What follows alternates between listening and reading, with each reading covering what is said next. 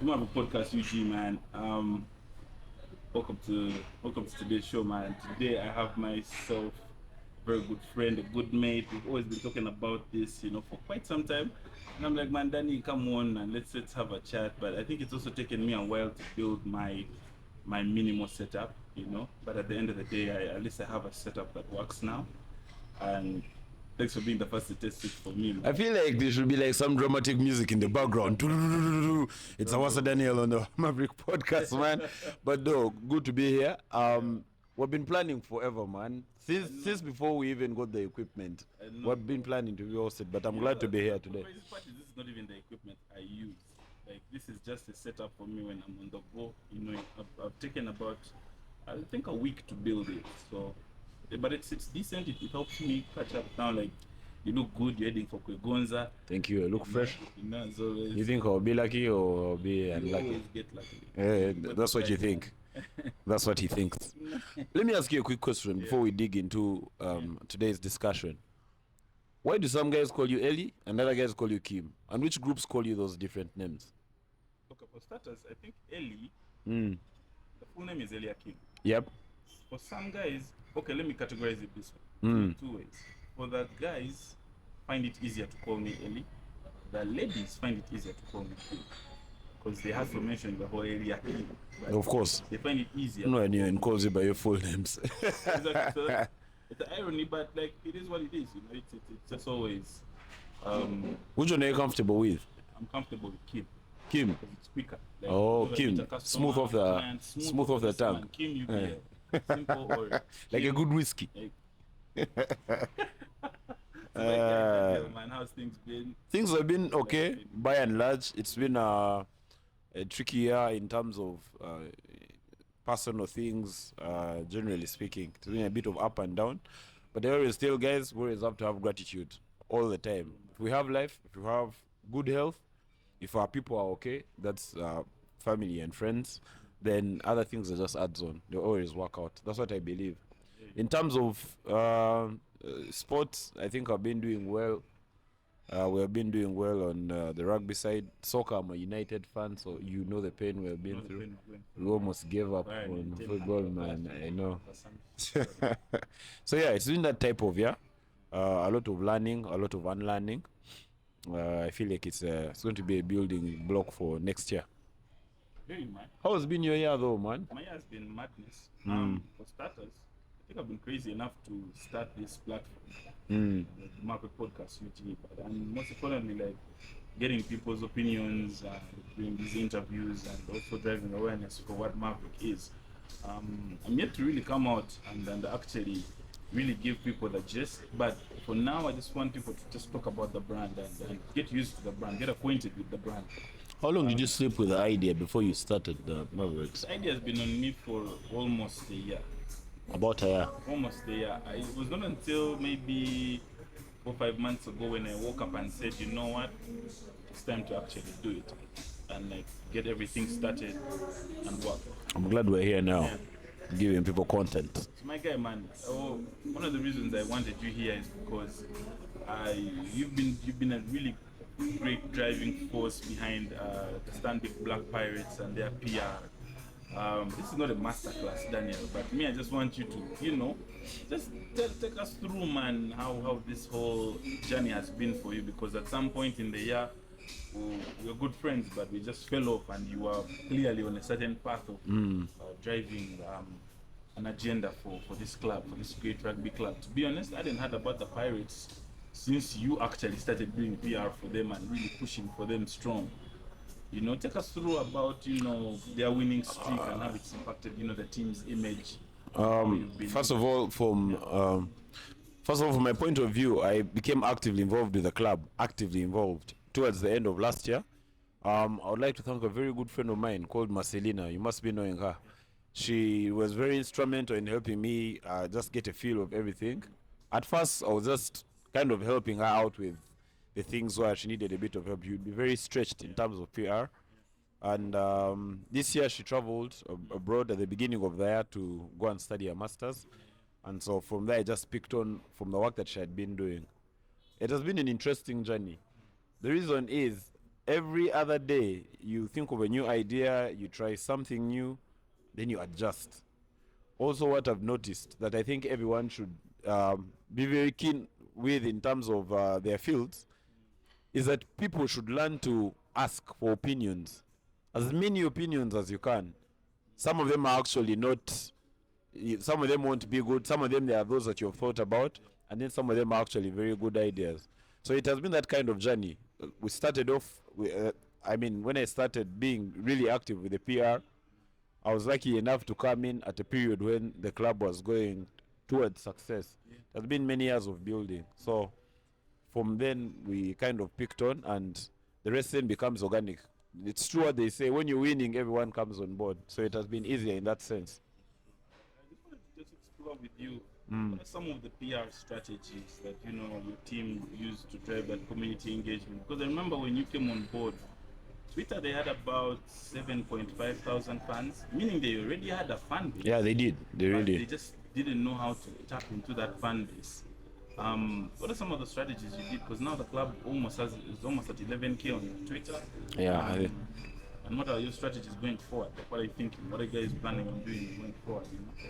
So as I mentioned, Yeah. you with PR, especially for the club, one is that of course you have kind of the ideas of what you want to do. We have a great team of about maybe 6 people. So it's just not me, it's just not Marcelina, it's just not maybe Jude Mugabe, you know him. There are other people there. So it's a full team. Now, you stumble upon what works. Okay? I'll give you an example. Now, we are in charge. There's someone who mentioned it in a video when we had won the 15th tournament. And then from then on, it just picked up as a hashtag. And so we have stuck with it. Because you could see it had gained traction. But one of the main things that you want to do, especially with PR for clubs, is 1, you recruit, 2, you retain. And that can only be done after retaining. Then you want to be able to help those who have joined you to understand the cause and also to understand which direction you're taking. So that's exactly what we have done, is that when we get new fans, we kind of introduce them to what Pirates is and what we stand for as a club. And then from then on, then it becomes easier for them to then do organic PR. As you notice, we never hire influencers. It's usually our fans who do the PR for us. I like that. I like where this is all going. I know we did some strategy build-ups from some time we met with you and Marcelina. Yes, we did a very good job. Sure. Although we haven't yet fully executed, I understand. but it's still there. The knowledge doesn't go bad. It I'm doesn't. really hoping that you guys can take that up and really try to and really expound it to the best of your ability. We're about to begin the new season for 15th, so we'll continue that discussion. There are a few things also I will probably bounce off you and see what you think. So I wanted to know, community engagement is one thing. And right now, Kings Park is changing the face of Bulgaria from a sports perspective. What's been the community initiatives you and the PR team are taking on, from a community standpoint?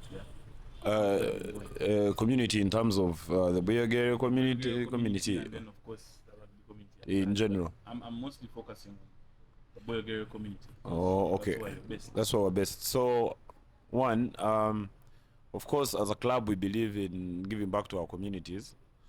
And through our partners and our sponsors, Stanbic Bank especially, and Next Media, we've been able to have the health campaign. We gave mama kits to the health center for Bulgaria, which is in Chireku.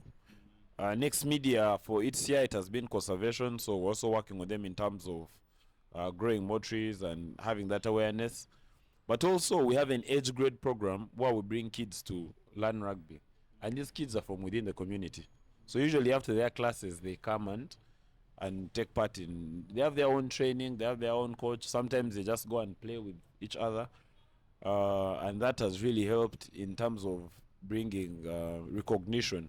But also, the Rugby Chill, the people of the Rugby Chill, Nathan and Master, big you guys up. You've done a tremendous job. It has kind of brought a place where people can commute. The area in which we are in has a lot of factories in Namamve. So you will have people who work there who maybe just want to come and chill. Yeah, those who want to come and have a meeting, one of those casual meetings. So it kind of has brought that. A lot of people actually who support the club now are people who would come just to the rugby chill to have their drink, talk to their friends, and leave. But with time, they notice there's rugby at the pitch. They're like, who plays from here and why they were mentioning I it? don't believe my story with Rugby chill. It's a long one, man. I know. It needs like 2 minutes. Nathan is a good friend of mine. A friend of his called me, back then when I still handled the accounts. Yeah. Nate is like, I kid you not, Daniel. I had never met Nate in my life. You know who he was. He just called me, was a stand-up guy. We talked and they sent me the pics of the Rugby Chill or Kings Park. Bro, where you guys have come from, salute. I tell guys, It was bricks. people don't know what was there when. It was a brick house, a simple brick house that Nathan kept telling me, Ellie, this place is going to be the biggest Rugby Chill place in the next 2 years. Come on board. So I don't get into the nitty-gritty of that, but we did come on board. I really like to thank Nate for his team for their resilience in really keeping with their dream of the Rugby Chill. And kind of seeing it through, yeah. And kind of reinvesting in their bar, what I've liked about the Rugby Chill is that they continuously improve the place. So over the year, someone who came in January, if he went back now, he'd say this is a very different place. Guys used to make fun of how when you left KPA, your shoes had dust. But now when you come to KPA, you can even sleep on the ground. And those people themselves have made, even the PR that we're talking about much easier. If someone is a visitor and he has come for the game for the first time, if he's able to sit in a comfortable place and he gets his drinks and his food, then it becomes easier for you to kind of recruit them into the club. What have been some of like those viral moments, in the media where that really blew up, for you guys as the Pirates? The things that blew up for us? Yeah, like kind of like on social media. What were those viral moments that you guys had over the season? So our season was interesting. For those who followed the rugby season last year, we started well. We beat Heathens, and then we lost to Cobs, and then our sevens players left for the setup, and then there was kind of fear of, are we going to be able to manage to pull off this season? So when we beat Heathens at Shadondo, there was kind of belief in the team and also in the fans. So people like kind of kicked off. Now, when we won the final on the 13th of May at 6 p.m. at Legends Ground, beating Cobs at their own home. Cobs is a good team, and it's a team that has had success over the years. There was a social media carnage from Saturday, May the 13th, to Wednesday of the next week. It has never happened. I've never seen, people usually jump from topic to topic on social media. Yeah, like even if there's a scandal, hey, people make noise, the next day it's something else. Hey, the government, the next day it's nudes. Hey, the next day it's like, things keep changing. But the consistency with which Pirates fans bantered other clubs for 4 days is something I've never seen. It was so bad. Someone who doesn't follow rugby DM'd me and said, bro, I don't watch. Yeah, like, I get it. You guys won. I get it. You have the right to celebrate. I can't stop you from doing that. But give us some rest. Like, all we see on our TL is rugby and Pirates strong. We are in charge, and then videos. So I think that has been like the most viral time. And even those are the times you look at the numbers, even the social media numbers. I think that was one of the times where we had the highest increase in terms of numbers on our socials. Yeah. And even in the group, the Pirates group. So when you're winning, it becomes easier to recruit, and it becomes easier for the PR team. But it's very hard to defend or to bring people on board when you're struggling. It's hard.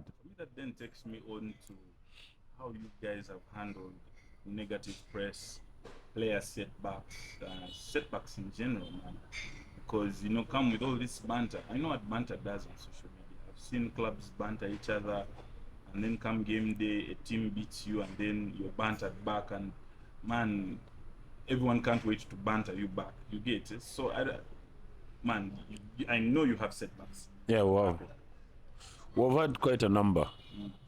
For example, when we lost to Cobs, there was kind of a sadness, a level of sadness within the fans. Of course, even the team, the people who played, and then even the people on the PR team. There's a lot of sadness. But the thing is, you want to almost push a hard guy narrative. That's why hard guys. Hey, I won't cry. So the next day, the following week, we followed up with what we are going to do, the game we are going to play the next weekend. Of course, you could see what was happening on social media, and I can tell you something about banter. Banter is good PR, but unfortunately, you can't control what an adult says on his own private social account. So we may be in the midst of banter, and maybe a Pirates fan says something that's overboard. It goes past banter and almost becomes maybe abusive. And it may happen from another camp. I'm not saying it only happens with Pirates fans. So one of the hardest things is to find a way to engage such a person to be more careful when they are, because you don't want them to stop bantering, yes. Also, you don't want to be strict. You've had a guy say, "Hey, I'm strict in you." So you don't want that to happen, but also you want to be able to keep what you will call the Pirates brand. You don't want it to be in a situation where people say, Pirates people, you people are you just abuse. That should never happen. It should just be you guys banter us, yes, but you don't abuse. Yeah. I think for one, man, it's been a very heavy train, because you guys, it's like those choo-choo trains that just keep going, and you keep adding more carriages on the back, and it's become a really, really long train. And your fans are, to me, I believe, are the core of this whole thing. How do you guys, are there any fun initiatives that have come up, since you guys started that whole train of, Definitely, there have been a few. Of course, the most common being Party Like a Pirate. I'm sure you've heard about it, or seen it on social media, or had stories of what has happened at Party Like a Pirate. So those are some of the initiatives. Party Like a Pirate is a good thing to celebrate. But also we have those others that we've been having off season. So there's why we have the fans engage in activities like games and other things with the players themselves. Because this helps the fans to know the players and also to have that personal touch. Sometimes fans are irrational. When we are seated up and maybe a player isn't having the best day, it's easy for us to shout, make noise, complain in the group. Why does that guy start? Why didn't the coach start him? We're very opinionated. But when you have such a time where you play with each other like we have done, I think this year it happened once. When you have such things happening, then someone kind of then has a feel of, this guy is my friend, even when he's playing and he's not playing well. He's human, and I can't just say such mean things to him. But of course, there are many other initiatives that want to come up with and that are consistent. The thing is, sometimes we get communication late on the rugby calendar, so it becomes hard to fix in those fun engagement, the fun engagement activities. Yeah, and also most of the fun engagement activities you want to have them off season, not during the season. But come this season, we'll have a few things that we're going to be doing every single match day. Yeah, so that it's not just rugby and then we drink. No, it should be rugby, something engaging, then people can be in their enjoyments. Yeah. Do you see yourself having a career in PR? Myself, that's a tricky question. Like most adults, as you go along the way, you figure yourself out, and also you want to be able to know that yes, I can do A, B, C, D, but for now, I think I need to concentrate on A and B. Yes, I love C and D. Maybe they are talents. Maybe I'm good at them, but I need to focus on that. So in terms of PR, I think currently, I'm sticking to my profession. I'm an accountant. I'm sticking to that for now. The PR thing is still there. I'm hoping maybe in the next 2 or 3, maybe 2 years, I'll be able to take it on more seriously. Also, I'm a person who believes that yes, I can learn on the job, but it's important to study. Luckily enough, nowadays there are a lot of online courses. So if I intend to do PR more professionally, I would have to study it. Know the needs and needs. The world is quite dynamic. Very. And you know the economy is getting hard. And Yeah, you have. You can't live on one job. I know it, You man. just can't live on one job. Like, You just can't make it. People keep asking me, why is this thing taking you? What are you wasting time? And I'm like, I'm building something. Like, it's gonna be you wake up one morning and blink and this thing is blown up. I'll tell you something. Yeah. On my side, if I'm building more than 1 or 2, 3 side hustles, Yeah. it shouldn't kill you, my guy, because It shouldn't. man, you're a very dynamic young man. I'm fortunate not to have kids yet, so I still have time. Think about it, bro. I will give it a very good. We'll have a longer conversation on this. By the way, let me tell you, when you talk about side hustles, and also what you're doing now, which is a lot of content creation, which I like. You know Andrew Murira, our friend. Yeah. Andrew, like 5 years back, tells me, man, Danny, you know how he talks. Man, Danny, man, we should go and do this. We should go and do a podcast, man. We should just buy some equipment. We just go. By then, the most common podcast was the one of Joe Rogan, because he was one of those first guys, and this other one of, I think, Swiss Beats and Joe Biden, I think, has. I think it was Joe Biden and yeah, exactly. So those were the two main podcasts. So like send them randomly to me to listen, but they were very long. They were like 2 hours, 3 hours. So I'd be like, man, Danny, man, we should do this. We should do a podcast, man. So like I was, you know me very well. Sometimes I drag, I drag things. So recently, I think we're listening to your podcast, and also we're going through Fat Cats and the good work that they are doing in rugby. And so he told me, bro, if I started this shit 5 years back, sorry for swearing on the podcast, but if I started these things 5 years back, imagine how far we would be. Honestly speaking, it was very painful. So to your point, when you say, man, if you need to take this PR stuff serious, I think I shouldn't drag it. Otherwise, 2 years later, I may be on those same vibes. I'm telling you, man, because you literally are hosted on most of the biggest platforms, NBA Sports, made appearances at Next Media. You're leveraging off of Next Media's partnership with Stanbic Pirates.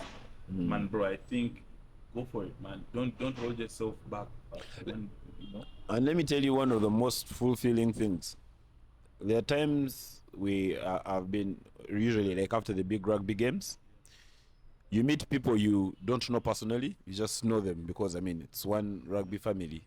And someone comes to you and he says, I listen to you speaking. There's a guy, I don't know his name well. He'll forgive me if he watches this. But he's a PR specialist for one of the big companies. And he supports heathens. He's a Chadondo guy, but he's a very friendly chap. So he came and told me, I listened to you when you were on NBS Sport. They said you spoke so eloquently. Like, I was like, this guy knows exactly what he's doing. Honestly, for me, forget whatever you may be paid. Most of this work that we do for our clubs is free. It's pro bono, yeah. But that's what you go home with. You're happy that you're able to be appreciated. But we can commercialize it. We can get some money from it. You see, like our boy Sugar Beast. Hey, MC Emma. Big up MC Emma. I hope you watch this, man. I hope he does. But like he's doing his side hustle. He's exactly. Himself. He went to school. He had his certificate from the School of Public Speaking and all that. And he's now getting work. He's getting work and he's being paid. My guy. So like his hustle has started from zero. So like, don't think twice. Like, truth of the matter is, let me tell you something. You always want to be perfect, but perfection is progress. That's very true. Danny. You will not regret like a day in your life, because even me, like I always, whenever I go on camera, I'm putting myself out there to be criticized, but I just do it. I know. I remember the first ones that you made. Yeah, like what do you guys think? I'm like, man, you over talked here, you over said this, it was too dark. Like, hey, man, thanks. And then you kept improving. Moving, but I kept on moving in the right way. So at the end of the day, Danny, you will pick up skills. That's the most important thing, and that's the one thing we need to sell ourselves. And also, I would like to thank the club for honestly giving me an opportunity to be able to do that work. Those opportunities are not there for everyone. So when you get such opportunities, you have to be very grateful, because then, as you mentioned, you don't know who will see you where. So the next day you may get a phone call and say, hey, by the way, I saw you speaking about your club. Could you come? Do you think you can help us with maybe what we are starting? So I would like to thank the Pirates for giving me that opportunity to do that work. That's true. Man, I beg to differ. I need to release you. This outfit has to eat. But It has to eat. Will I be successful today? I already said you'd be successful. Will I be very successful today? There is success and we are in charge. You're looking at success rate. By the time I leave, I'll be called success. Hey, the rate of success. Was it high? What are the numbers? You guys in beverages? No, What shots will you be putting up tonight? no. Today I'm just going to. It's a Hail Mary continuously. Open jumpers from everywhere, from the center. Whether I'm being marked, whether I'm not being marked, we're going to try as much as we can to do that. But I'm going there to make friends, really.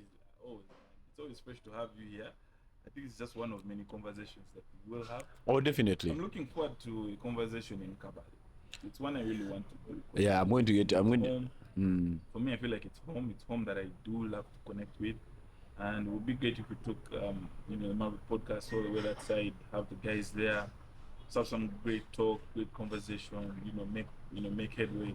It would be very interesting. That podcast would need to have it would be like series, because the conversation is so long and so rich. Imagine a podcast that has like Bruno, then it has myself, then it has like Sami, then it has Darius. Imagine how fun that would be. Then it has Emma and Ahimbi.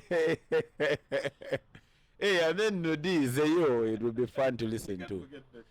But no, that one we have to do it. It may not be this. I mean, the year is coming to a close, and I know you're very busy towards the end of the year. So I think as we start the next year, we should set a date and stick to it and say this is the date that we're going to do. Yeah. Thanks for coming through. Man, thank you very much for hosting me. Appreciate you Calling me. Have a good time at Kugonza, man. Why don't you come and be? Definitely, man. If we can get a pass, I can jump in for a bit. Let's talk off camera. I know some people. I know people in big places.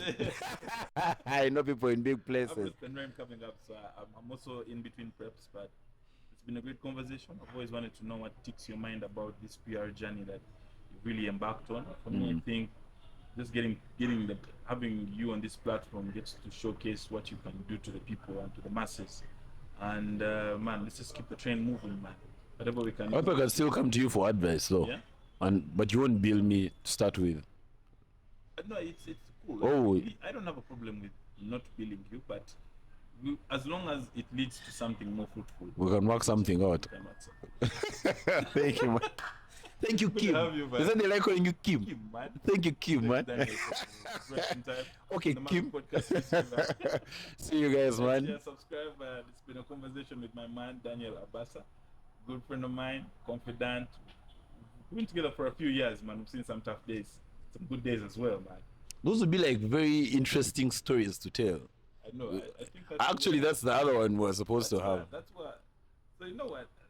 I feel like like these conversations or these segments take their different route. Now let me clear the air for now. The Maverick podcast is my growth platform and my more like our serious platform where we talk growth, we talk movement, everything that's shaping the industry in hospitality, in business, in finance, you name it. The aftercut is where I normally get down and just have more light, chill chat. Just get to know, it's more of a freestyle chat with an influential person, kind of like what we just had. But now I wanted us to develop small talk, so I'm pushing Benjamin. Shout out to Benjamin Barasha. I'm pushing Benjamin. By the way, Benjamin, this one I'm sure that it will be there. Benji, you have cases to answer. He knows. We will. So I'm pushing small talk so that we want to grow all these 3 properties at once, and once we get them rolling, then we can have these on-site conversations and small talk. I think there are great years ahead, and I think we'll keep chipping on and changing what works and what doesn't work. Yeah. A big shout out to Icon Lounge. Thanks for giving us some space today just to do our thing. I know guys are about to watch some soccer, but we appreciate you. We'll link your description. Where is Icon found, man? So people need to know Icon, Forest Mall, level 2. Level 2. Yeah, Forest Mall level 2. Opposite the Forest Mall, the normal one. You know Ugandans give directions. You say, you know what Stanbic Bank is? Now across Stanbic Bank. So there's an entrance. Then you. All right, level 2. Right. Thank you very much, Icon Lounge. Man. Let's sign out. Peace. Bless. That was a good one.